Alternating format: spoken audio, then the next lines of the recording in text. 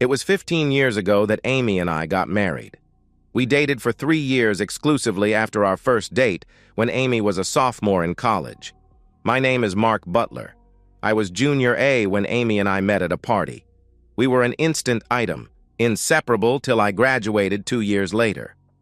We were apart for Amy's senior year as we had planned to get married after her graduation. About 6 months after we were married, we were at a party with several other couples our age. It was a barbecue with steaks on the grill and plenty to drink. As it got later in the evening, the crowd had whittled down to us and 3 couples sitting around a fire pit drinking and talking. The topic of the celebrity hall pass came up. "What the hell is a celebrity hall pass?" I asked. Sadie, a little blonde on my left, spoke up. "A celebrity hall pass is just like it sounds. It is a game we play where you name the person you want to get a pass from your marital vows. You know, a celebrity you are allowed to have intimacy with." "So, this is just a game you guys play?" I asked. "Yes and no," Sadie said, patting her husband on the leg.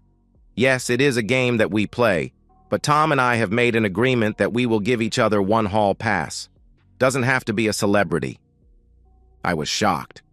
"For real? You mean you guys have a standing agreement that you can go have intimacy with someone else at any time?" Tom looked me straight in the eye and laughed. "That's right, buddy. It is a little more than that, but that is the basic agreement." He pointed to the other 2 couples. "They have the same agreement. We all agreed the same night. Katie, you've used your hall pass, right?" Katie put her head down. "Tom, you don't need to tell the world. Yes, I was at a conference and I was working with this cute guy whose wife had just died in a car accident. I called Carl and told him I was going to use my hall pass to help the guy." Amy had been quiet but moved closer to me, holding my hand. "Carl, you were okay with Katie having intimacy with another man?" "Oh yeah, I'm fine with it. She came home to me and I will get to use mine someday." They continued on with their game naming who their celebrity hall pass would be. Amy prodded me into naming one myself after she announced hers. 15 years later, I couldn't remember who each of us chose, but I do remember the hot intimacy we had when we got home. Amy even admitted that when we were making love, she was picturing her fantasy lover with her. The next morning, I was very clear with her that I would never agree to a hall pass. Amy agreed that it was just a game. The events of that night faded from my memory for the most part. We moved on with our life.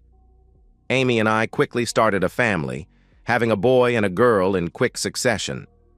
Amy and I stayed in touch with Sadie and Tom for a few years, but lost track of them after they divorced. A couple of years ago, I ran into Tom at a bar. I just happened to stop in after work and saw him drinking alone. We had a drink while he told me that not only were he and Sadie divorced, but the other 2 couples from that barbecue had both divorced. The underlying cause of each divorce was the hall pass. Tom said that they each believed that the hall pass would allow them to experience excitement outside their marriage with no effect on the marriage. Tom said they couldn't have been more wrong. After each had used the pass, there were comparisons and suspicions. The suspicions led to contempt, which led to divorce. My conversation with Tom confirmed what thought the night at that party about the hall pass. It might be a fun game to play as a fantasy. In the real world, it doesn't work. I had intended to tell Amy about my run-in with Tom, but with our busy lives, it never came up. Sitting here now, I wish I had. It was a Thursday night with Amy away at a conference in LA. At about midnight, my phone rang from Amy. The noise on her end sounded like she was in a club. I could hear in her voice that she had been drinking. "You're not going to believe it, but we met Joshua from my soap. He likes me and I'm going to use my hall pass." The noise on her end got louder. "What did you say? Did you say something about using your pass?" "Yeah, honey. I knew you would understand. See you Saturday." "What? What the hell are you saying? Can you hear me, Amy?" The call had ended. I quickly tried to call her back, but her phone went right to voicemail. I left her several messages telling her not to do anything stupid. I sent her several texts that there would be consequences if broke our wedding vows. After hearing nothing from Amy all night, I tried several times in the morning with still no results. Friday was a horrible day, not knowing what was going on with my wife in LA. I took the kids to my parents' house after work. After dropping them off, I headed to Jack's house. Jack's wife, Jenny, went on the same trip with my wife. They worked together and were good friends. Jack met me at the door, surprised to see me. "Hi, Jack. I need your help. I can't get a hold of Amy. When she called me last night, she sounded strange. Can you call Jenny to see if she knows anything?" "Sure, Mark. I'll call Jenny and tell her you here are looking for Amy." "No, don't tell her I'm here. I'm afraid that Amy will have asked her to cover for her. Would you mind just calling her and bringing up Amy in the conversation and letting me listen without her knowing?" "Sure, buddy. They should be just getting out of the classes right about now." I don't know what possessed me to do it. While Jack was getting out his phone, I switched on the voice recorder on my phone. His wife answered on the first ring. "Hi, honey. You must have ESP. I just got back to my room after the classes. We have that dinner tonight and I will see you tomorrow." The two talked about the conference for a bit. Then Jack brought up Amy. "Have you seen much of Amy? Mark called me, leaving me a message asking if I had talked to you about her." "Don't tell him you talked to me. The last I saw of her was last night. We were all drinking when this hot soap star came up to our table. Amy got his autograph and they danced a few times. We were sitting at the table when Amy said something about her and Mark having a hall pass agreement. The soap star quickly jumped in, volunteering to be her passmate. I tried to talk her out of it, but she said it was a once-in-a-lifetime opportunity. Amy whispered in my ear that she was going to let the guy have intimacy with her. Next thing I knew, she was arm in arm with the guy walking out of the club. I haven't seen her since. God, don't tell Mark." Jack ended the call looking at me. "Sorry, brother. Do you guys have an agreement about a hall pass?" "No, we played a game called Celebrity Hall Pass years ago, but afterward I told her in no uncertain terms that I would never agree to such a thing." "What are you going to do?" he asked. "I don't know, but it won't be good." On my way home, I stopped by my parents' house and asked Mom to keep the kids for the weekend. She could tell something was wrong, but I didn't tell her what. Back at the house, I tried a few more times calling and texting Amy with no results. I assumed she had turned her phone off so as not to be bothered while she's sleeping with her soap star. Amy's flight would get her in by mid-afternoon. Jenny had gotten a ride from Amy, so I asked Jack to text me when Amy dropped her off. I set up our video camera on a shelf in the living room where I would confront her. I wanted everything she said recorded. At 4 o'clock, the text from Jack came in. I would have about 20 minutes. I slipped the remote for the camera under my leg and waited for my wife to come home. I nearly jumped out of my seat when the garage door rumbled. Hitting the record button on the remote, I tried to be as calm as I could. Amy bounded in from the kitchen with her bag in tow. "Oh my God, what a crazy trip," she said with excitement. "Yeah, I bet. I have been trying to call you. My phone got broken, I dropped it, and it just shattered." As calm as I could, I brought up her call to me late Thursday night. "The last time I talked to you, I couldn't exactly hear you well. It sounded like you met up with a soap star and were using your pass." "Yeah, we were at a club and Joshua Morrow came over to our table. You know the star on my soap. We danced a few times and we got to talking about our hall pass agreement. Damn, he is so hot. He said he wanted me to use my pass on him. That's why I called you. He's had all the hot actresses and he wanted me. Can you believe it? He took me to his house and, well, you probably don't want the details." No. Tell me how he was intimate with my wife using his actor charm that has been with hundreds of other women." Amy still had no sense that I was angry. "Oh yes, he was experienced. He knows his way around a woman's body. He said he took one of those pills. Damn, you are going to have to try one. He lasted forever. Damn, he was good. Those stories you hear about these stars being good at intimacy are true." Amy was just giddy telling her story. Finally, she noticed the anger on my face. "Mark, are you all right?" she asked. No, I'm not. My wife is standing here in my living room confessing to adultery, and she can't contain her giddiness about having intimacy with another man. Adultery? What are you talking about, Mark? It was a once-in-a-lifetime opportunity. Joshua was my hall pass. I thought you would be happy I got to live out a dream fantasy. A dream fantasy? Is that what you are calling it? I'm supposed to be happy you broke our wedding vows? I didn't break our wedding vows. I took a weekend off to live out a fantasy. It was like what our friends did. I just used my hall pass. Amy's face was starting to show concern. No, Amy, that was just a game, and I was very clear that it was just a game. I told you I would never violate our marriage vows and would not stand for you doing the same. If you had the chance to be with a celebrity, I would be all for it. I don't understand why you can't just be happy I had an experience I will never forget, she replied. Don't worry, I will never forget either. I'm sure the family that you forgot about will never forget either. I walked over to Amy, grabbing her hand. I pulled her wedding ring off her finger. Did you make love to him with your wedding ring on, still on your finger? You know that symbol of our love and commitment to each other? We didn't make love, we had intimacy. Yes, I had it on. I was going to take it off, but Joshua wanted me to leave it on. I'm sure he did. He wanted to make a mockery of your marriage by being with you knowing you were a married woman. Amy stood with her hand on her hip. This was her angry pose. I don't know why you're making a big deal of this. It was just 2 nights. What? Do I need to take you upstairs to make it up to you? Thanks, but no thanks. Let me ask you, Soap Boy didn't use a condom, did he? Well, no. Amy was still angry, but now confused by my question. You let a man have unprotected intimacy with you that you believe has had with over 100 women, and given he is a TV star, probably some men too. Wonder what Hollywood disease he gave you. He may have given you something else unless you started using the pill again. You haven't been back on the pill, have you? No, you know I'm not. I don't need to because you had a... Oh, God! Amy gasped again. Hey, just think.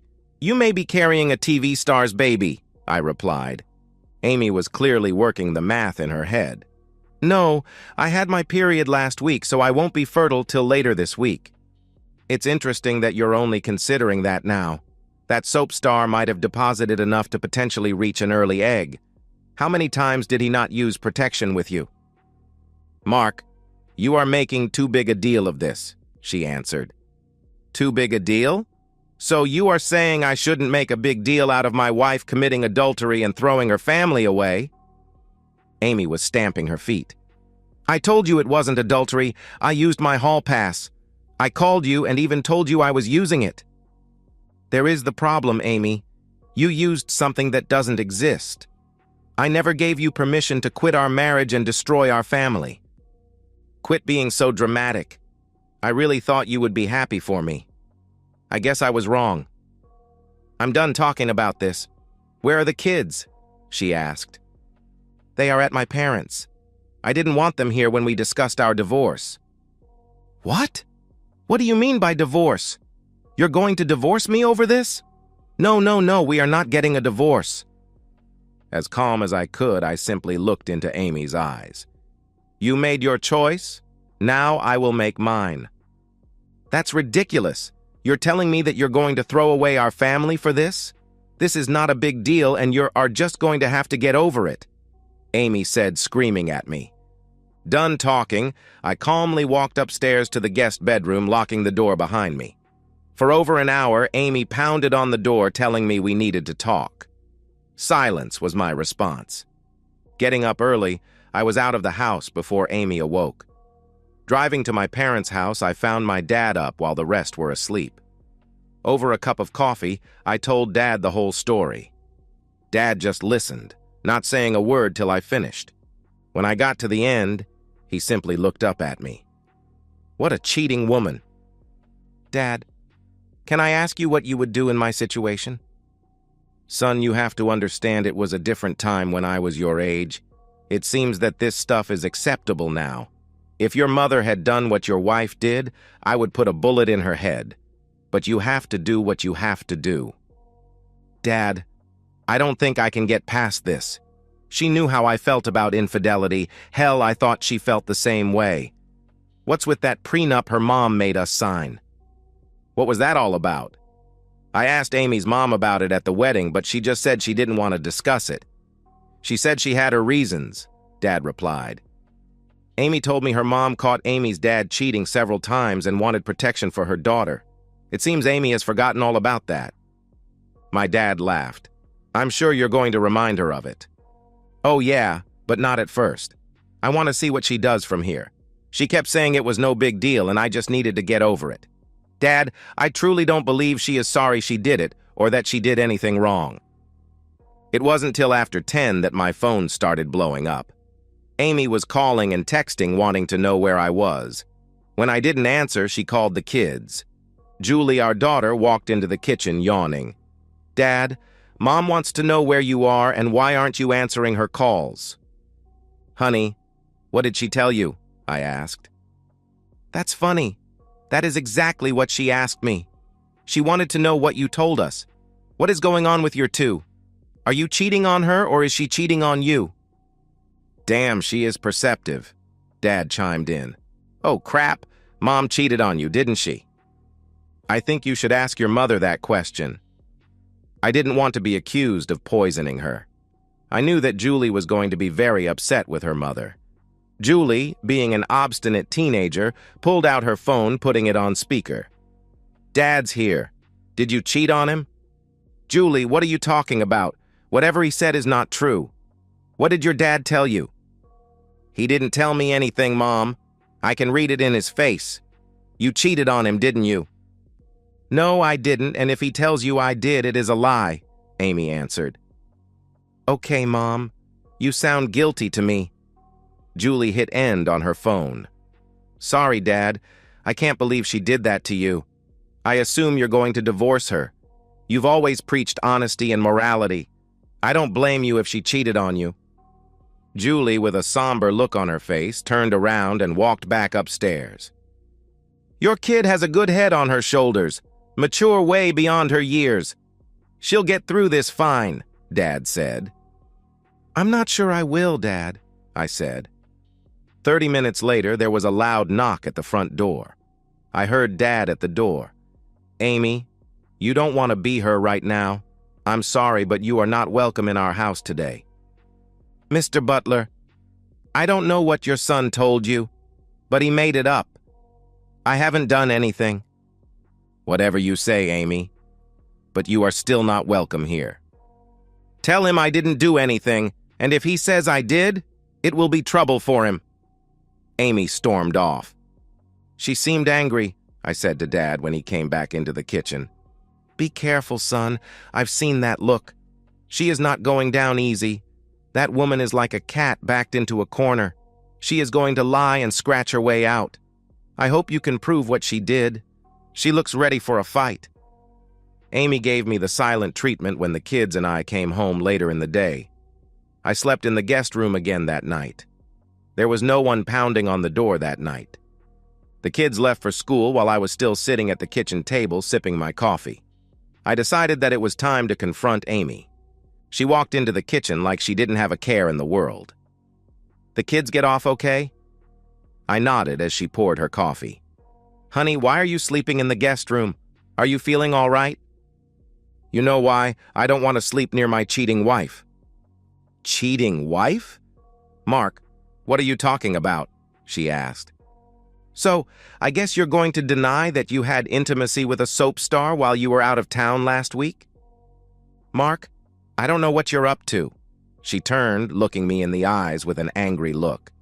You accuse me of something you can't prove. I will make you pay dearly. You know you can't prove anything. There it is. You've declared war, I replied. No, I haven't. We can go back to the way things were, but that's up to you. I'm willing to forget your baseless accusations. Sorry, but I can't forget what you did, I replied. I'm going to say it again. I didn't do anything, and more importantly, you can't prove that I did. You will regret it if you try to say I did something. Let it go, and let's get on with our marriage. I knew a threat when I heard it. I didn't say anything, just got up and walked to my car as if I was going to work. Having already called in to work sick, I drove down the street waiting for Amy to head to her school where she was an associate principal. Once she was gone, I went back into the house. Taking Amy's words to heart, I went into the house looking for evidence. If this was going to be war, I wanted as much ammunition as I could get. Jenny had mentioned that Amy had gotten Soap Boy's autograph. She couldn't display if she was going to deny her affair ever happened. I figured something like that would be too big of a trophy to get rid of. She would hide it. It took 2 hours of searching, but I finally found it. Find it I did. Amy had an old briefcase in the back of her side of the closet. It was locked, but she always used the same code for her all briefcases. At the bottom, buried under several folders, I found the picture. It was your standard publicity photo of the Soap Boy. The signature was tame. To my friend Amy, Joshua Morrow. On the back was another signature. It was signed, "You were great in bed, Joshua." I scanned the picture before putting it back where it was. The next stop was the lawyer. Before leaving, I put a copy of the scan, our prenup, the recording of Amy's friend's phone call, and my recording of Amy's confession on 2 flash drives. The lawyer I visited was well known for her ruthless attacks on cheating spouses. Vicky Sampson was known as the bitch in the divorce world. I laid out my story about what Amy did. When I finished telling her the situation and how I wanted it to play out, she just sat back and smiled. "I love this. You are evil. Set the trap and spring it when there is no turning back. You know it is going to be uncomfortable for you when before we show the proof. Everyone is going to think you are lying or crazy. I know I want her to think she has the upper hand till the very end." Mrs. Sampson shook my hand. "I will get the paperwork ready and have her served at school. You need to do a couple of things for me. First, check your credit card bills. We need to find out the club where she hooked up with her soap star. Second, get access to her iCloud. I'm betting there is a selfie of her and Joshua. She is probably smart enough to get anything incriminating off of her phone and download it to someplace safe. With some luck, a copy might still be on her cloud." Rushing home, I quickly got on her computer. I didn't even have to try to get into her iCloud. Hidden in her pictures folder were the 3 photos I was looking for. 2 of Amy and Soap Boy, and 1 with Amy, Soap Boy, and her friend Jenny. I copied the photos to a flash drive. A quick examination of the photos gave me the other item I needed. The name of the club was on the wall behind them. My lawyer was very pleased with my findings.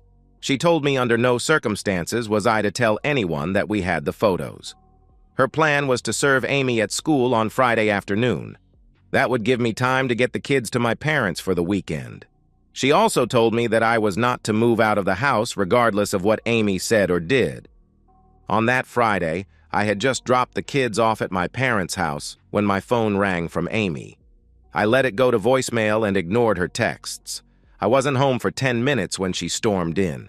I was sitting in the living room and turned on the video camera when I heard the garage door rumble.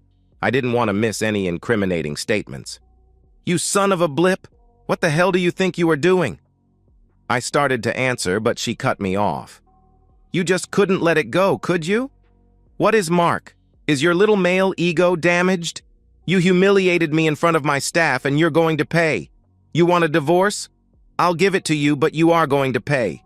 You know you can't prove the adultery you put in the divorce, and without it, I'm going to take you for everything you have. I hope you're happy. You could have just let it go.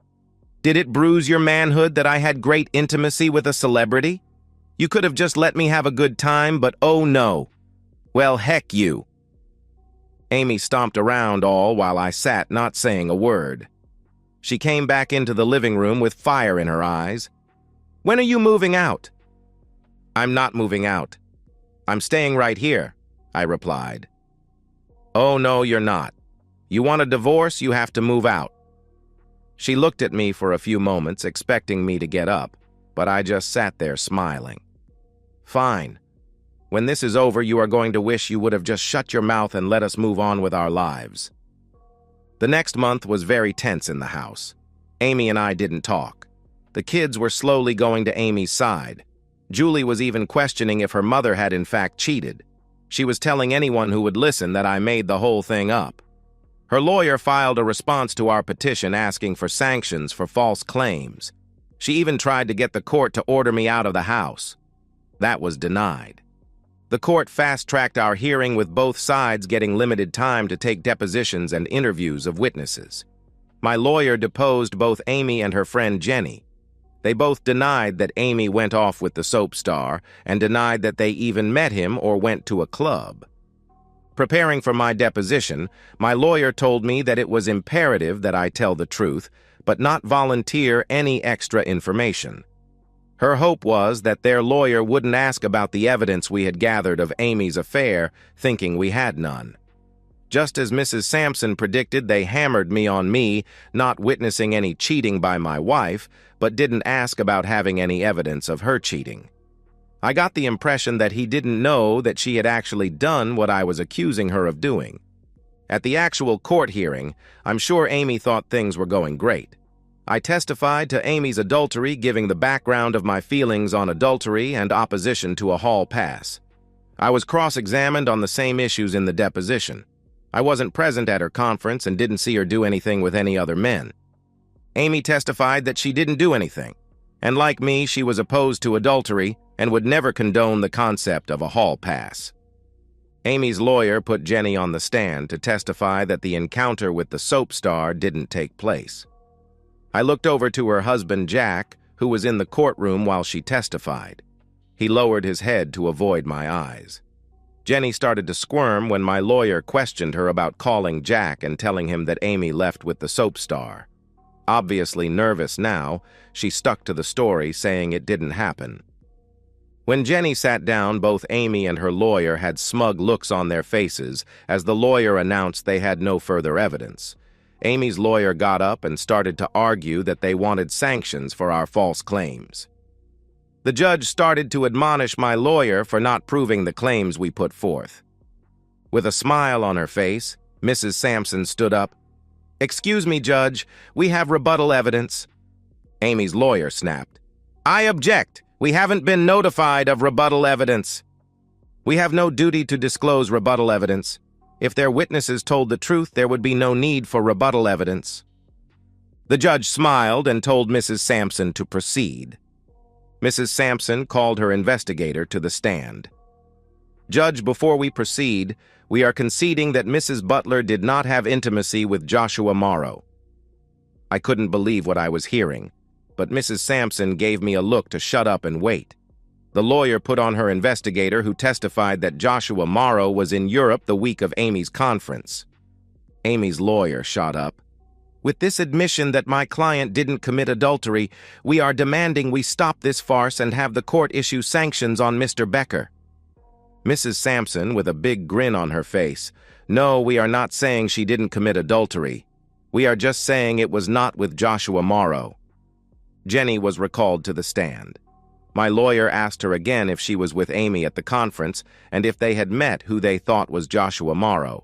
She again denied it. Jenny was again asked if she had made a call to her husband, telling him that Amy left with a man, not her husband. Even after being reminded she was under oath, Jenny denied she made the call. I turned to look at her husband, who mouthed, "I'm sorry." I mouthed back, "No, you will be." My lawyer hit play on the recording of Jenny's call. Amy's lawyer shot up, objecting to the recording. "Judge, my client was an invited guest in the witness home and allowed to listen in on the call." The judge told the lawyer to sit down and asked Jenny if that was in fact her voice.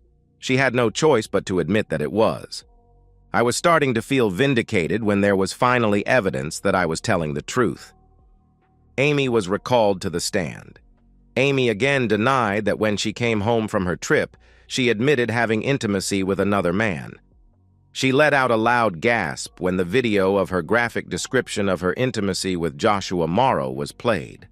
Amy was in tears when the selfies and the signed publicity picture were put into evidence. As Amy walked from the witness stand, the judge interrupted. "Counsel, I'm confused. You said that Mrs. Butler did not have intimacy with Joshua Morrow, but you've just presented evidence that she did. Mrs. Sampson recalled her investigator. Judge, our evidence proves that Mrs. Butler committed adultery, but just not with who she thought. The investigator put up surveillance photos from the club. Several pictures showed Amy and the man she left the club with. As indicated in the photos, this is not Joshua Morrow. He is a look-alike who likes to pick up married women. He is a known con man who had been diagnosed with several STDs. I just had to look over at Amy at that point. The look of shock on her face was priceless.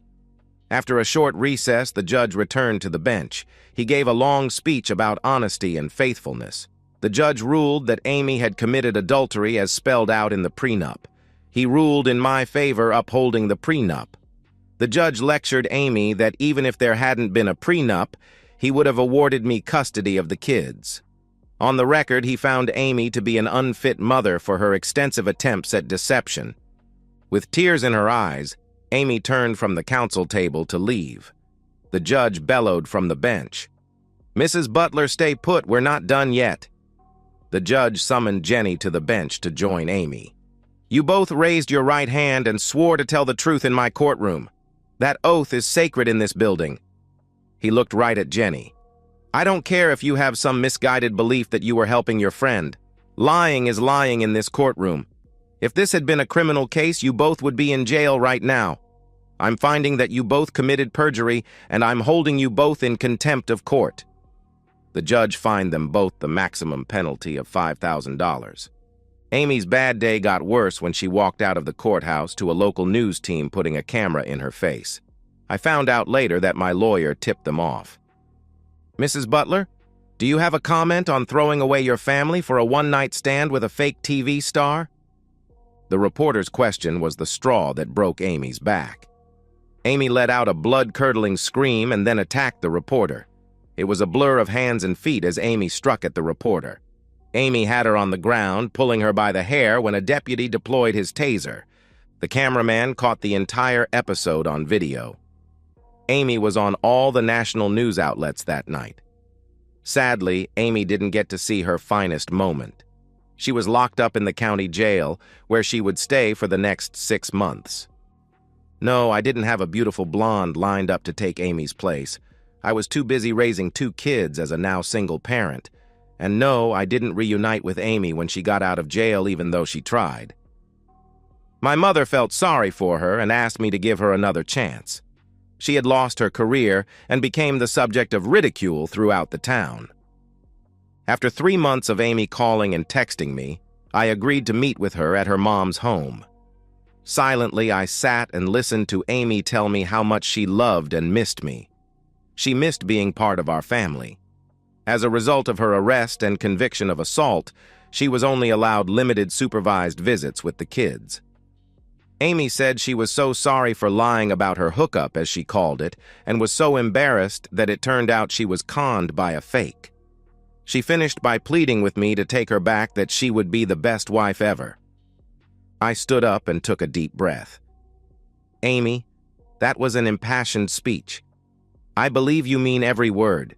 You apologized for lying. You said you missed our family. You said you love me. I believe you. I really do. It is what you didn't say that is most telling. You've never said you were sorry or even shown any regret for breaking our wedding vows. I think you were sorry that it turned out you didn't have your dream guy. I still don't believe you are sorry that you were cheating on me or even that it was cheating. The answer to your question is no and hell no. I will not take you back now or ever. I want you to stop contacting me, period. If you don't, I will renew the restraining order I was granted when you were arrested." Amy stood up crying. I'm sorry. I'm sorry I enjoyed it. Is that what you wanted to hear?" "Amy, we're done. Go live your life. It will not be with me." I turned and walked out the door with Amy screaming at me with her mom holding her back. And so, we've reached the end of today's story. Was it what you expected, or did it take a twist you didn't see coming? I'm curious to hear your thoughts. Share them in the comments below, and let's get a conversation going. If this story kept you hooked, make sure to hit that like button. And if you're new here or just haven't subscribed yet, now's the perfect time to join our community. I bring you fresh, captivating stories every day, so click that subscribe button and turn on notifications so you never miss out. Thanks for watching, and I'll see you in the next one.